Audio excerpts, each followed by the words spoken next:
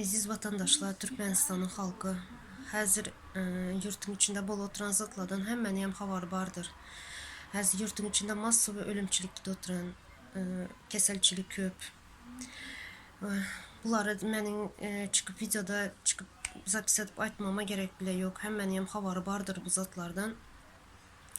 Ve inatlaşma koyunlardanı bizlere koşulunlar. Təzə sizə istəsənizlər də, istəməsənizlər də təzə Türkmenistan qurulub başladı. Təzə proyektlərimiz var. Sapar Iqlimov, Xalmurat Söyünov 2 yaşımızın sayesinde, akıllı bilimli gençlerimizin sayesinde, düşünceli halkımızın sayesinde təzə Türkmenistan'ı kurup başladık.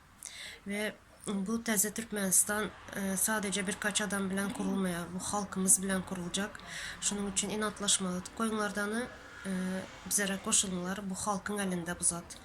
Sevdiklerinizi, yakınlarınızı düşünseniz bizlere koşulun. Təzə Türkmenistan'ı el ele berip bile kuralım. Sağ olun vatandaşlar.